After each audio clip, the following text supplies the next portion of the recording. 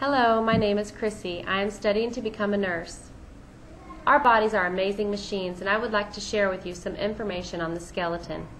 Did you know that the human body is made of 206 bones? Our skeletal system is necessary for support, movement, protection, and the production of blood cells. Our bones have a remarkable ability to fix themselves.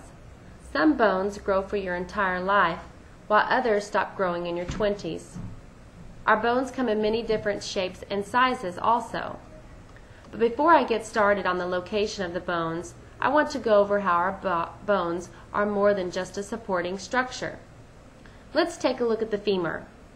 It's the long bone of your thigh. The femur is a great example of all the different functions of our bones. The head of the femur has a ball-looking top. It is here where the growth plate is located in the long bone. It's called the epiphyseal plate or the epiphyseal line. From birth until about age 20, our growth plate continues to produce many more bone cells. This is how we get taller. The long part of the bone is called the diaphysis or the shaft. Bones have a hard outer layer made of compact bone and a second layer made of spongy bone. Spongy bone allows the bones to be lighter in weight and also act as a shock absorber. Spongy bone is also where your red blood cells are produced. The shaft's most inner part is hollow, and yellow marrow is located here. Now let's get down to the bare bones of it, one body section at a time. It might be weird to think of having two skeletons, but in a sense we do. There is the axial skeleton, which is in pink. It has 80 bones. It is made up of your skull, your spine, and your rib cage. And then there's the appendicular skeleton. It has 126 bones, and it includes your arms, your legs, and your pelvic region.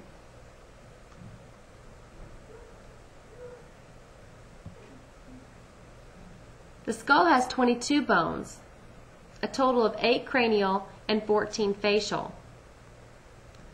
The spinal column has 26 bones total, 7 cervical, which is in your neck, 12 thorax, which is your mid-back, and 7 lumbar, which is your lower back.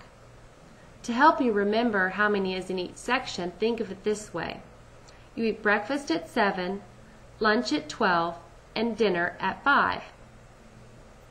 The bottom of the spinal column is called the sacrum, which is 5 fused vertebrae, and also the coccyx, which is the very tailbone is what most people refer to it as, which are 4 fused vertebrae. The rib cage or the thorax cavity consists of 12 pairs of ribs. 1 through 7 are considered true ribs. They connect to the sternum. And 8 through 12 are called false ribs. They connect to cartilage that connects to the sternum. The last 2 pairs do not actually connect to the sternum at all and are called floating ribs. In the appendicular skeleton, there is a total of 126 bones, 30 in each arm and 30 in each leg. That makes it easy to remember.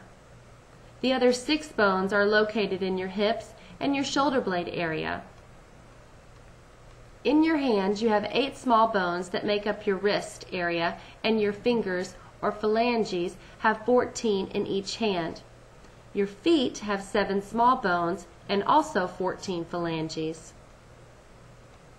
Your pelvic, or your hip, has 2 pelvic bones, each with 3 fused bones called the ilium, the ischium, and the pubis. The pelvic of a female is wider to allow for the birth of a baby. I hope that you are now more familiar with your body and all of the things we should know. I believe it should be ourselves, from the inside out. I hope that my presentation of parts of the skeleton sparks an interest for you to want to learn more about the human body. Thank you.